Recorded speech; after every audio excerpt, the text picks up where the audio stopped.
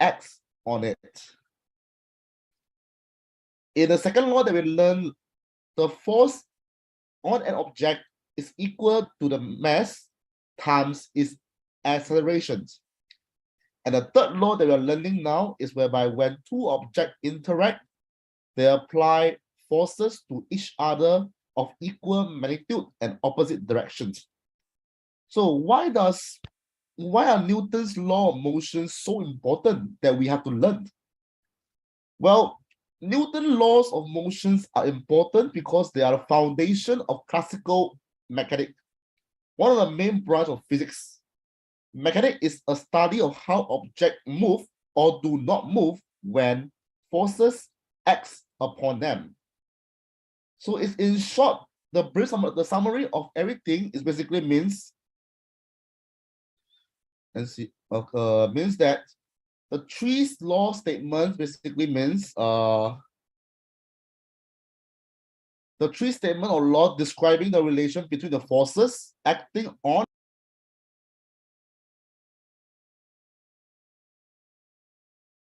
Sorry, Andrew, it's a mistake. Can you unmute yourself, please? Okay, no worries. All right.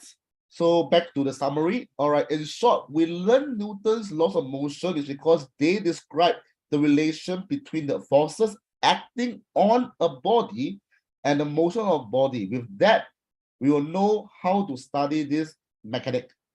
All right. Without further ado, let us proceed on with the lesson improper for today, the third law of motion. Same thing.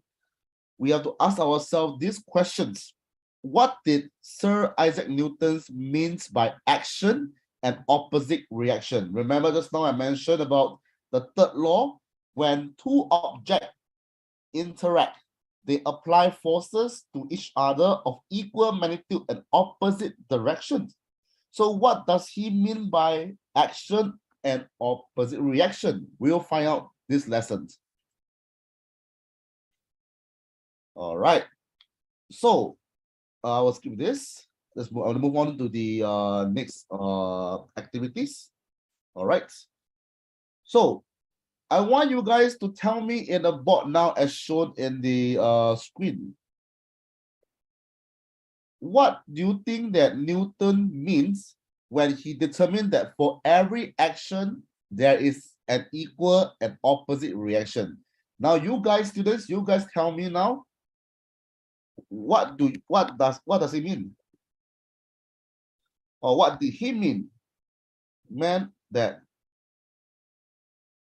for every action, there's equal and opposite reaction. So please tell me your answer by writing in the board in the app shown. I'll give you some time to type. All right.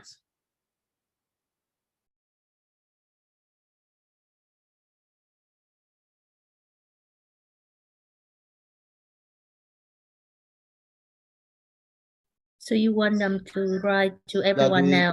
Yeah, correct. They are writing in their own app. This is a live-based lesson. So they can actually type in the thoughts and we can share each other. All right. Do we need to share the link up top here? Yeah, the link is on top. I'll share in the chat now. It's here. All right. All right. Basically, when Newton's talk about this, determine that for every actions there is an equal and opposite reaction. So why do we say that? Oh, Voucher is entering. Okay, because a force is a push or a pull that acts on the object. All right. So for every action, there is equal and opposite reaction. Why? Because this statement means that in every interaction, there is a pair of force acting on two interactive objects. The size of the forces on the first object equals the size of the forces on the second object.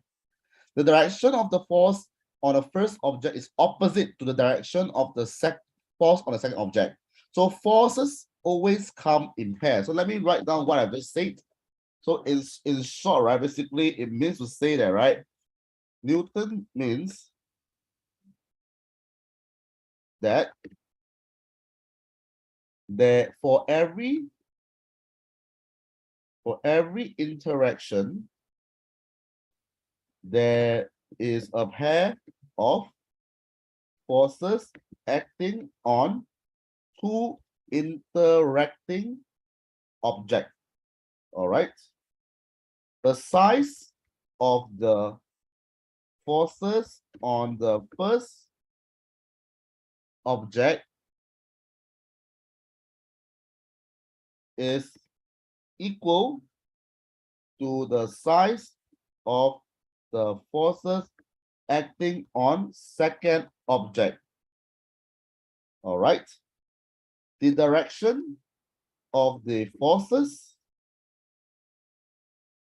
acting on the first object is opposite to the direction of the forces acting on second object.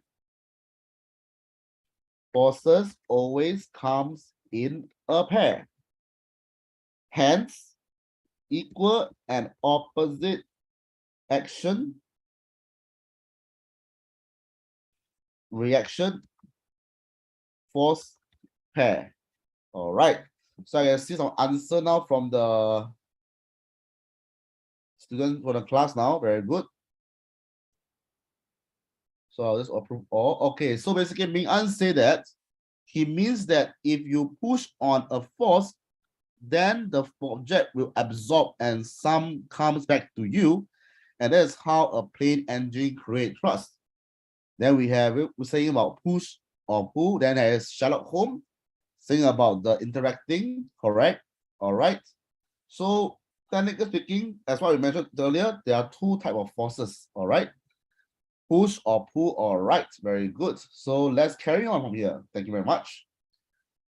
All right, let's look at Newton's third law in proper, all right? So Newton's third law of motion, by definition, states that for every action force acting on an object, there is a reaction force acting on a different object. This action and reaction force are equal in magnitude and opposite interaction. So in order to understand what actually Sir Isaac Newton is talking about, we must first understand three things: force, speed, and momentum. In the next slide, you guys will be seeing or watching a video about Newton's third law of motion at play in football. While you're watching the video, try to see whether can you come up with a definition for the term force, speed, and momentum. All right, without further ado, let us watch the video.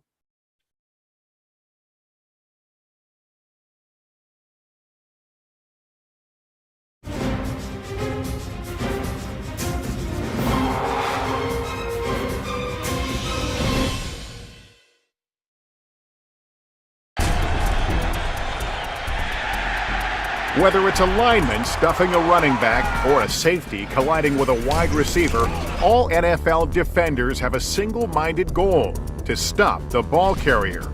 The object of making a tackle is you want to get the guy down and limit the amount of yards he's able to gain, especially after contact.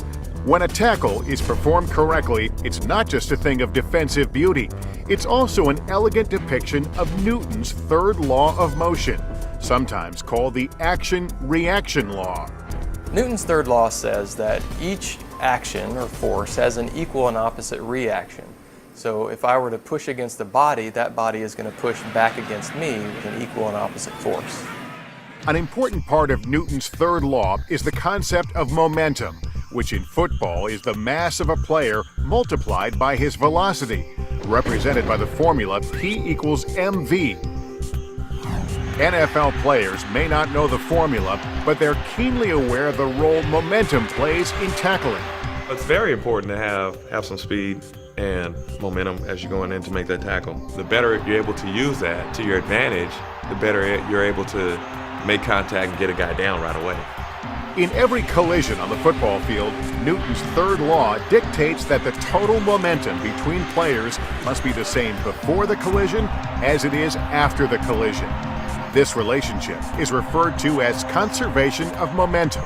The law of conservation momentum says that the P, the momentum before the collision, is equal to P, the momentum after the collision. This law, represented by the formula P before equals P after, can be illustrated with a simple toy called a Newton's cradle. In this case, we have displaced an initial sphere, and when we let it go, it has some momentum. It's mass times velocity.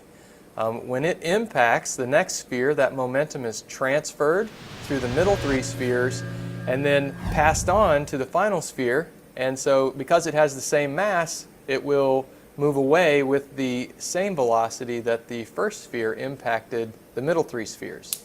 The interaction of balls on a Newton's cradle can help illustrate what's known as an elastic collision, defined as one in which there is no loss of kinetic energy in the form of heat, sound waves, or deformation of the object. On the football field, collisions are typically inelastic collisions because kinetic energy is released, mostly in the form of compression between the players' bodies and sound waves. Inelastic collisions are the rule of the day. We see them all the time in football. That is, the energy of motion of two runners. After they collide, that energy is dissipated in deforming their bodies. That's like a spring. So some of your energy of motion went into that compression. You might have heard a loud snap from our pad.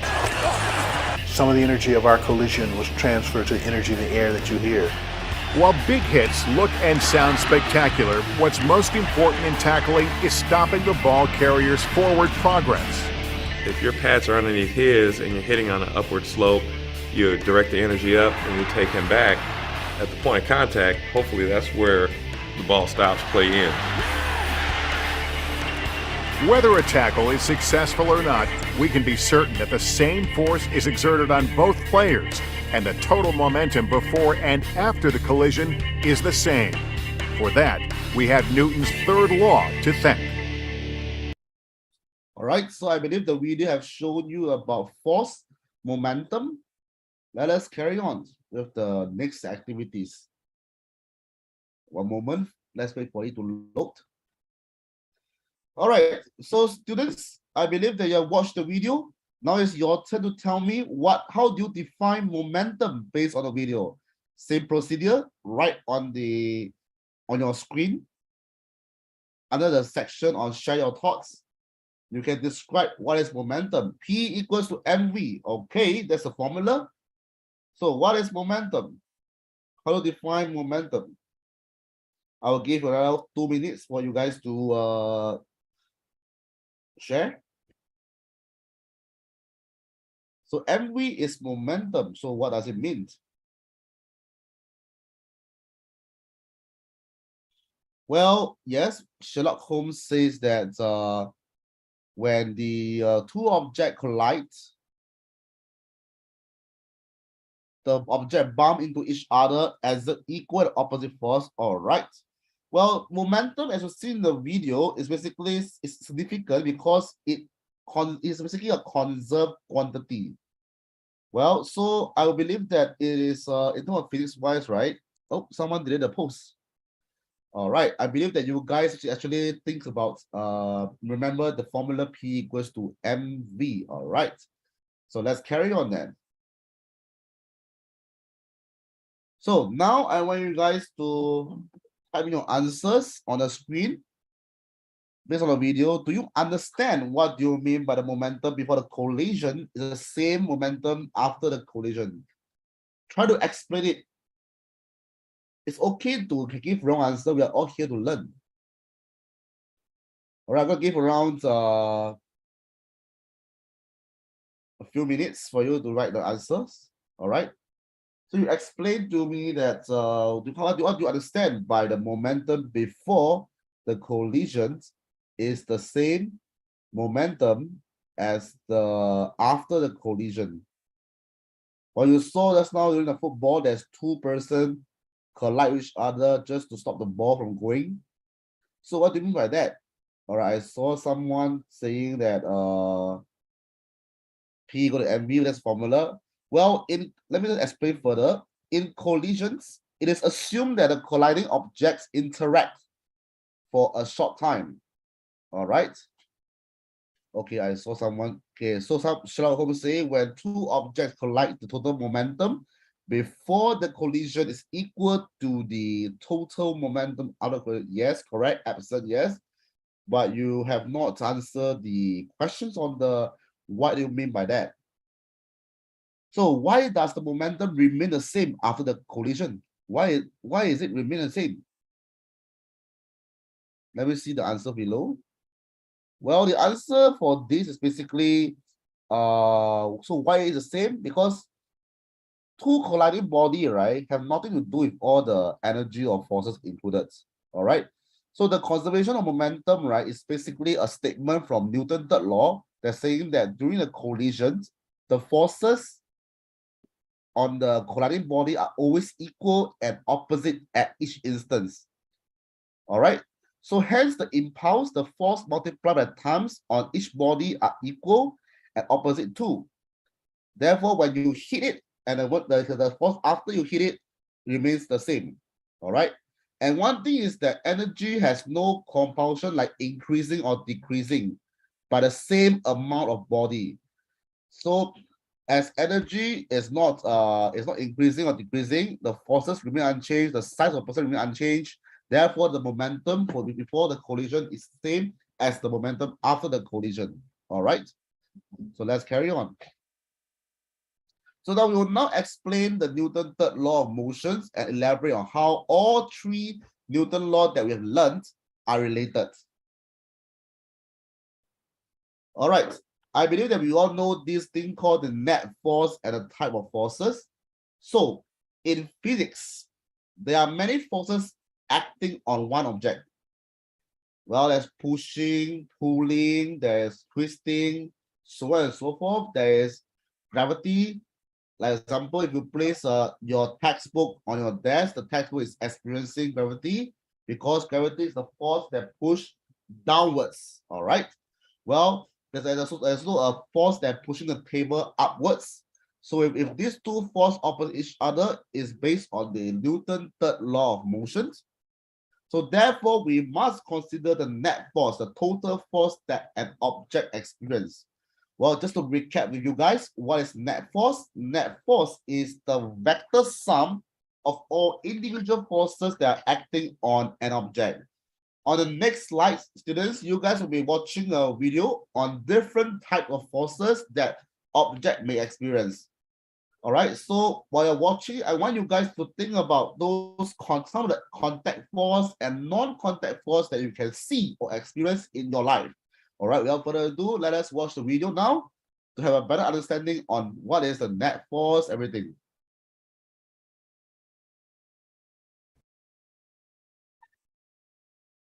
Hey, it's Professor Dave. Let's discuss forces. He knows a lot about the science stuff. Professor Dave explains. There are certain words that are commonly used in the English language which are very important in physics. These are words like work, energy, and force. In everyday parlance, they can mean a variety of things, but in physics they have very specific definitions. So we will need to learn these definitions if we are to learn about classical mechanics. We already went over kinematics, which is the branch of mechanics that studies the motion of objects without referring to forces. So now it is time to learn about dynamics, which is the study of forces and their effect on motion. We will refer to a force as any interaction that, if unopposed, will alter the motion of an object. A force can cause an object with mass to start moving, stop moving, move faster, slower, or in a different direction. A person can exert force by pushing or pulling. An object can exert force by falling or rolling. A planet or star can exert force through its gravitational pull. Any force must have both magnitude and direction, so forces will always be represented by vectors when we draw free body diagrams. If you push a shopping cart through the grocery store, You are applying force on the cart in order to generate a forward acceleration. This force vector, which begins at the center of the cart's mass, points in the forward direction and also has a particular magnitude depending on how quickly you want to get your shopping done. And this magnitude will be represented by the length of the vector. Some forces are called contact forces because they arise when two objects touch or collide. Pushing a cart forward is an example of a contact force. The same goes for when you throw or kick a ball, go bowling, and even when you sit on a chair, pushing down on it with the force of your weight.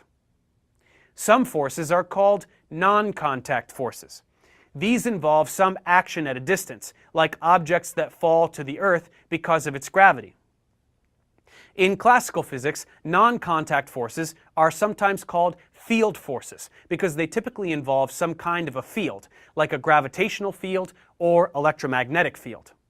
In fact, contact forces that describe macroscopic motion are just manifestations of field forces happening on the microscopic level. If you push an object, it moves because of the repulsion between the electrons in the atoms in your hand and the electrons in the atoms in the object. So even though we will discuss many different types of forces in this course, in actuality there are only 4 fundamental ones. Those are the strong nuclear force, the weak nuclear force, the electromagnetic force, and gravity.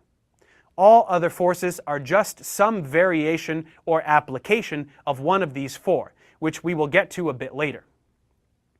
Given that any force must have magnitude, we must have a unit of measurement to communicate these quantities.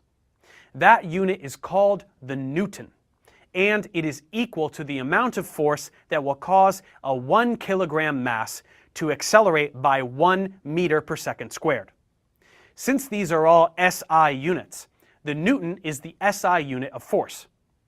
The Newton is named after Sir Isaac Newton, who put forth the first extensive study of forces in the 17th century. His studies are summarized in the Principia, where he describes the laws of motion that deal with force and mass. These laws changed the world and are considered among the most important accomplishments in the history of science. All right, so let's carry on. I'm sure you guys will know about what is contact force and non-contact force. So now back to the next activities that you guys will be doing. So from the video, give me 3 examples of forces that you notice in the movie clip. Well, one example is basically pushing of the carts. What else? Other than pushing of the carts, what else? Well, the video person just give an example of you sitting on a chair. All right, other than you sitting on a chair, what else examples that you notice in the video? Pushing on the carts, you sitting on a chair. Well, we have also pushing the 1 kilo weight sitting on a chair. Yes, we have also apple kicking a ball, throwing a ball, apple falling down from a tree. All right. Yes, we have gravitational force, electrical force, magnetic forces. Well done. Throw a ball. Yes. We have Manex also. We have Manex. The host of the video just show us the Manex as well. What else? What else did it show? Yes, pushing the cart, holding a table, sitting on the couch. Apple fallen by gravity. Well done, Alex. Any more? Anyone want to share your thoughts on the examples of the fall you notice in the movie clip? Showing nuclear. Yes, nuclear. Well done. What else? Any other things that you want to share? If there's nothing, then we shall carry on with the next slide. So now I believe that after watching 2 videos and understanding about different types of forces that can act on an object at one time, let us apply our knowledge to Newton's 3rd law of motions. Let's recap. Newton's third law of motion states that for every action force acting on the object, there is a reaction force acting on a different object. These actions and reaction force are equal in magnitude and opposite directions. And therefore, this means, like I mentioned just now, forces always comes in pair. The action and the reaction force.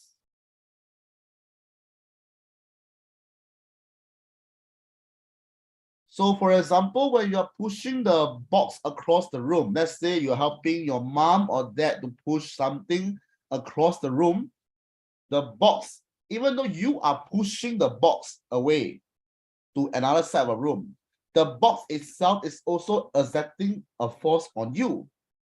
The force that you are applying on the box causes a reaction force from the box. Same theory, the force on the box that push on you is equal in magnitude but opposite in direction.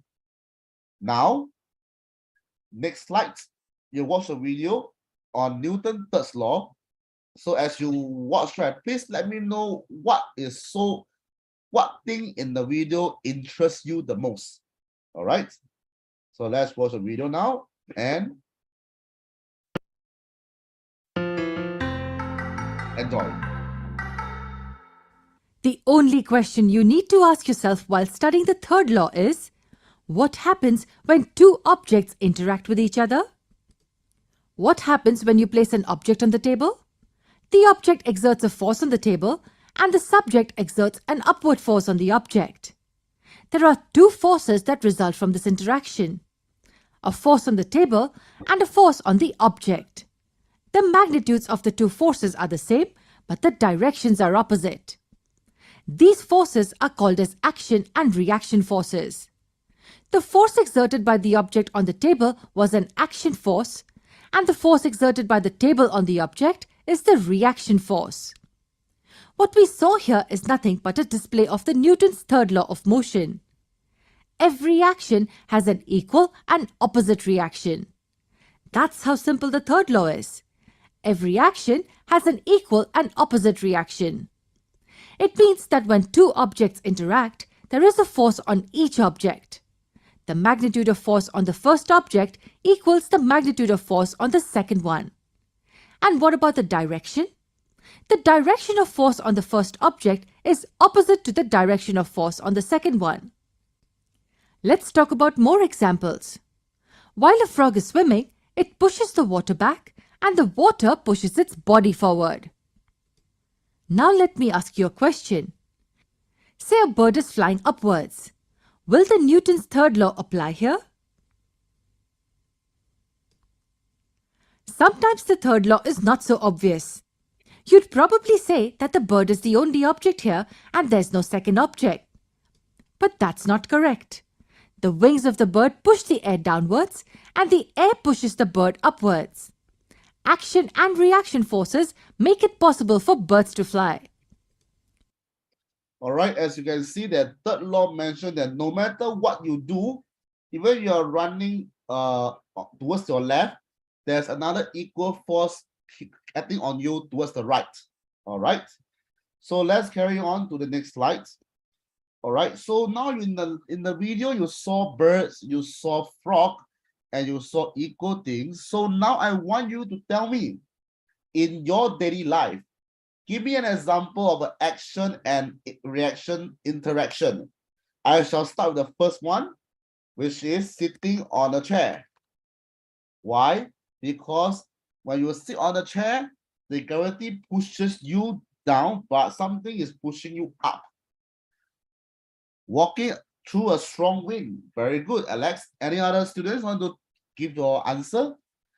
Share your example of an action and reaction interaction when you run. Yes, Angela, well done. Good job. When you run, ride a bike. Yes, correct, Nian. Very good. Mushroom, you want to try mushroom?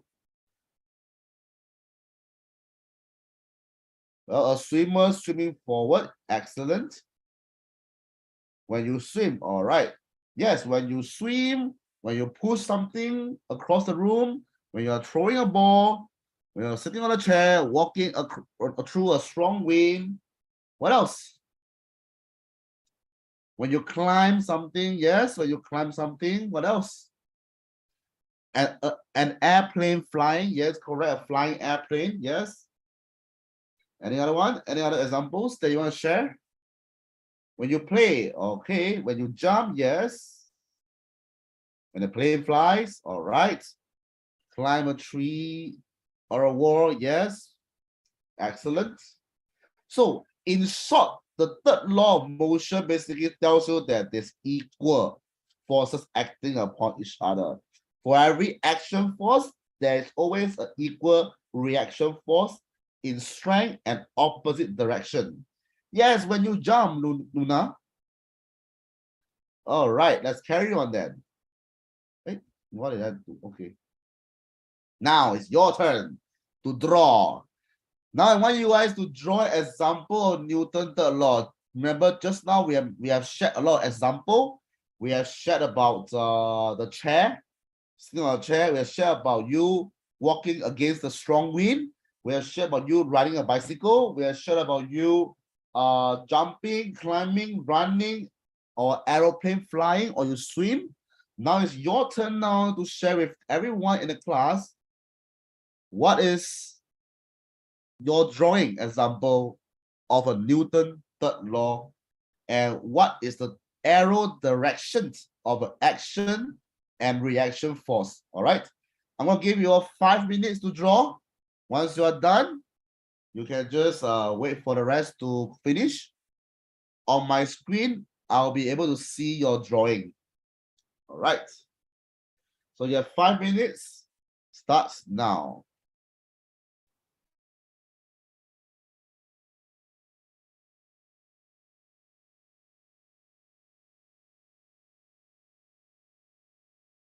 I can see someone drawing something. All right, okay.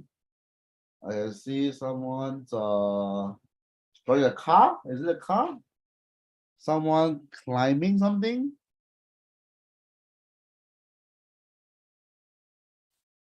Well, just remember, just now we have talked about people sitting on a chair, climbing up a tree. Remember to draw an arrow. Draw the arrow direction. Remember to draw an arrow showing that it is action or reaction forces. Because the main objective for today's lesson is to draw which is the action forces direction arrow, which is the reaction forces direction arrow. All right. All right. So Ming An draw a car. Yes, you have two different opposite direction. One is the action force. One is the reaction force. Well done. We have someone drawing a aeroplane, yes, but I think you need to draw the arrow of the direction. I think aeroplane is basically up and down, if I'm not wrong. All right. Yes, swimming is left and right, correct? The aeroplane is very nice. All right, this is Ming An's drawing. Well done. We have nice. We have this this is a Min drawing aeroplane going to that direction. So this direction is the action. This is reaction. All gravity is the here and here down. All right, very good. So let's see another one. Oh, this is drawing a tree, climbing up a tree. Very good. Up down reactions. Well done.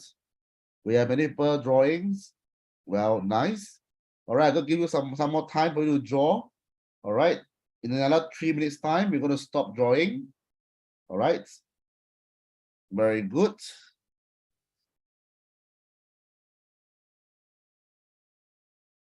All right, Alex, Pao Chao, Angela, waiting for you to draw finish.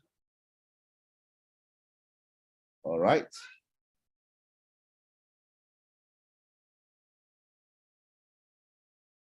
Bawad also waiting for you to finish. All right, 1 more minute. Excellent. So we have someone swimming. All right. A fish that's on the in the sea swimming also. Very good. Nice. All right.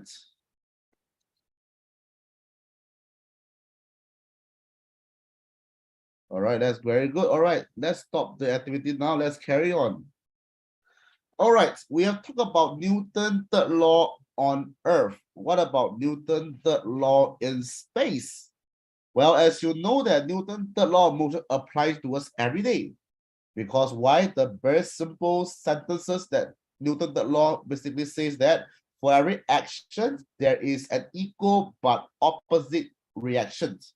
However, I'm not sure whether you guys, boys and girls, students, have you asked yourself this thing? Does Newton's third law of motion apply when the person is in space? Well, in the next slide, you will see a demonstration from a NASA astronaut. And I want you guys to think, why is space a good environment to demonstrate Newton's third law of motion? Well, let's check out the video now. Maybe the video explain to us in detail what is it about. Why space is very easy to show third law of Newton's law.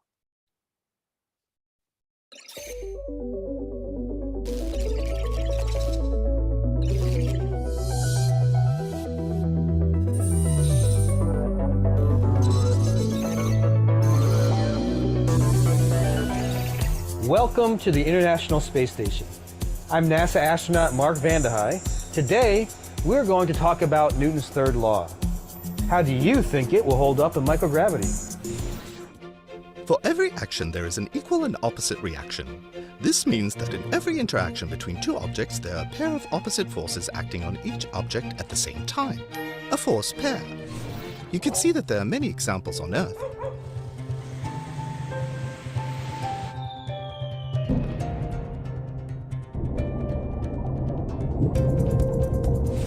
In space, thrusters expel one way and the vehicle is steered in the opposite way. Hello again. More basketball stunts that I can't do on the ground, at least not while getting this much hang time. All right, back to serious business. Got a basketball right here. It's going to be object 1. I'm the second object.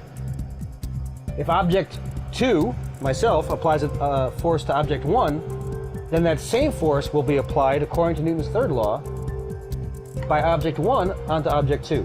However, there's a big disparity in the mass. Object 1 is a very light mass object. Object 2, myself, is a larger mass object. So, I'm going to try to make myself about the same shape as this ball.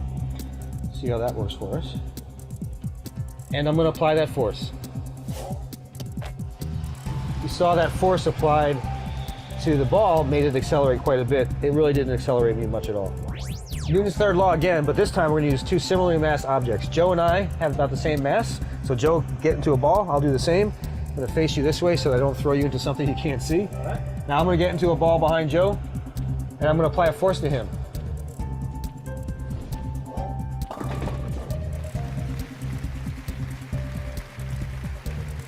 Notice that when I applied a force to Joe, it accelerated Joe away from me, but I got accelerated away from him as well, because the force applied to Joe ended up being the same force that was applied to me.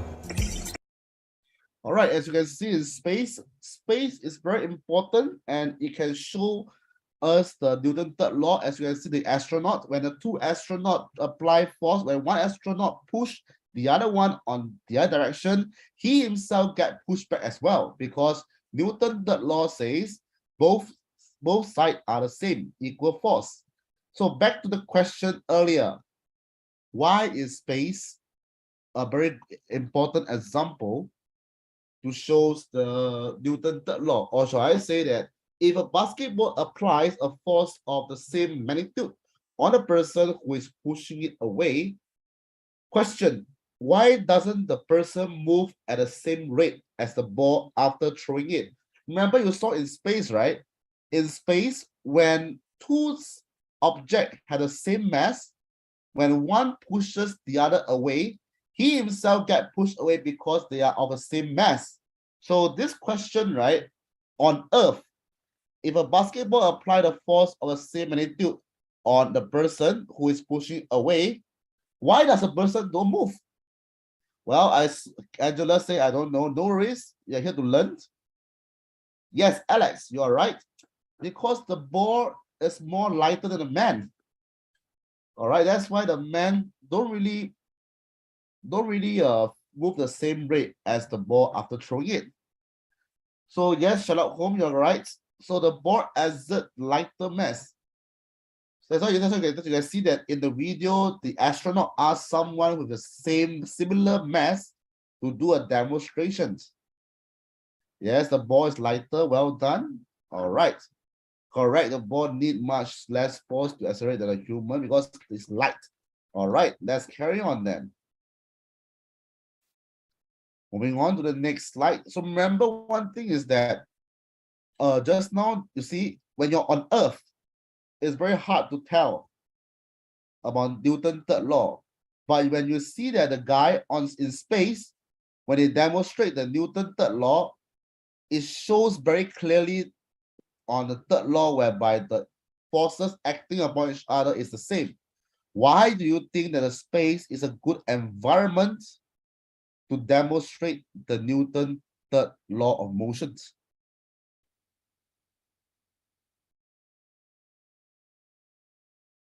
Well, one of the important reasons why is because space have no, I would say they have no gravity, whereby you are floating in the, yes, Sherlock Holmes say outer space is an excellent environment to demonstrate the law of action-reaction because there's no friction, no boundary, and there's not much of gravitational pull. Correct, Angela, you're right. Sherlock Holmes, you're right. Because there's not much gravity and the air doesn't have gravity. That's why when two different objects with a similar mass act on each other, they got thrown away in opposite direction at the same rate. Correct, code PR. Without gravity, we can focus on sideways pushing. Yes, correct. They're floating. Yes. Space have no gravity. Well done. So that's why all your answers actually tells people that space is actually a good environment to demonstrate Newton's third law. Well done, students. All right. Yes. All right. Let's carry on then. So let us recap on the Newton's three law of motion, because this lesson will be the last lesson. We talk about Newton's three laws of motion. All right. So let's recap. The first law of motion states that an object at rest will always remain at rest unless acting upon by an unbalanced force. An object in motion will always be traveling at a constant speed unless acted by an unbalanced force. So if we want a moving object to stop moving, we must exert an external force on the object in the opposite direction that is moving. This is what we summarize on Newton's first law of motion. Whereas the second law of motion states that the acceleration of an object depends on the mass of the object and the amount of the forces that's applying on it. This means to say that, right, if the amount of forces that is exerted on an object increase, the rate at which the object accelerates will also increase. Likewise, if the amount of an object mass increase, the rate of the object accelerate will decrease. All right. And last but not least, the motion that we all learned today is basically for every action force, there is a reaction force equals to the strength and opposite in direction. Now, in the next slide, we're going to watch a video on how the Newton three laws are related. All right. In the meantime, right, while you're watching the video, please think about what you want to draw or what you want to type, or do you want to explain the all Newton's three laws together? What example of motion that can explain using the Newton three laws? All right. So let's check out on the video now.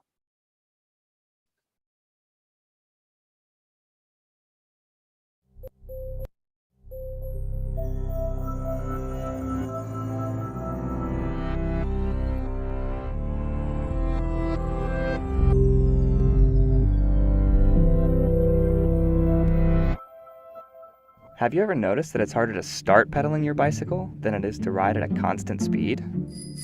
Or wondered what causes your bicycle to move? Or thought about why it goes forward instead of backwards or sideways?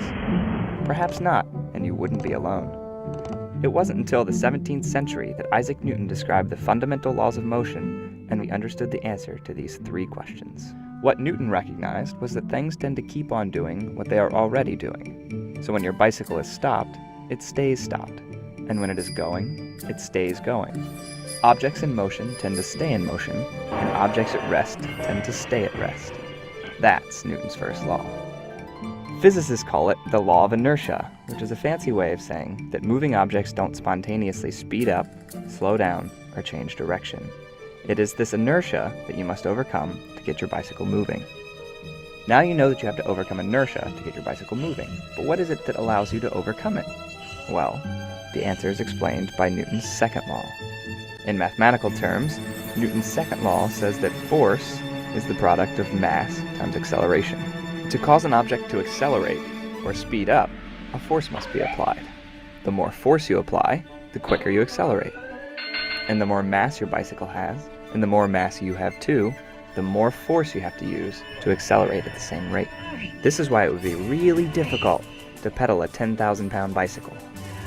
And it is this force, which is applied by your legs pushing down on the pedals, that allows you to overcome Newton's law of inertia. The harder you push down on the pedals, the bigger the force, and the quicker you accelerate. Now on to the final question. When you do get your bike moving, why does it go forward? According to Newton's third law, for every action there is an equal and opposite reaction. To understand this, think about what happens when you drop a bouncy ball. As the bouncy ball hits the floor, it causes a downward force on the floor. This is the action. The floor reacts by pushing on the ball with the same force, but in the opposite direction, upward, causing it to bounce back up to you. Together, the floor and the ball form what's called the action-reaction pair. When it comes to your bicycle, it is a little more complicated. As your bicycle wheels spin clockwise, the parts of each tire touching the ground push backwards against the earth. The actions. The ground pushes forward with the same force against each of your tires. The reactions. Since you have 2 bicycle tires, each one forms an action-reaction pair with the ground. And since the earth is really, really, really big compared to your bicycle, it barely moves from the force caused by your bicycle tires pushing backwards. But you are propelled forward.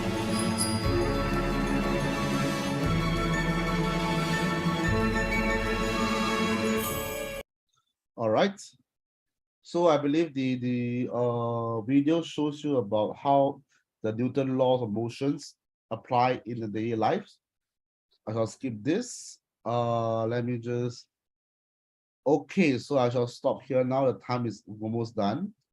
So basically, we have completed the Newton's 3 laws of motions. And bear in mind, as students, all Newton's laws are very important because they are tied into almost everything we see in our everyday lives.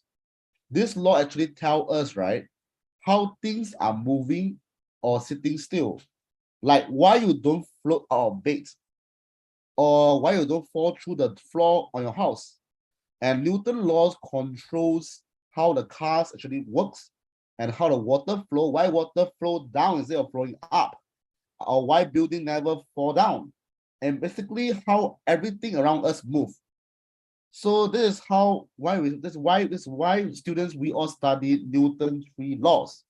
Well, with that, we'll end this Newton 3 laws section. We are going to proceed to learn more about biology next lesson. All right. With that, I will end the lesson for today. Thank you very much for coming. I will see you next week for biology. Thank you. Bye-bye. Take care. Thank you and goodbye. Bye-bye. Take care. Bye. Bye, Teacher Andrew. Bye, madam. Bye, Mushroom. Bye, James. Bye, Angela. Bye, Eric. Bye, Bao. Bye, everyone. Bye. Okay. Goodbye. See Bye. you next week. See you next week. All right.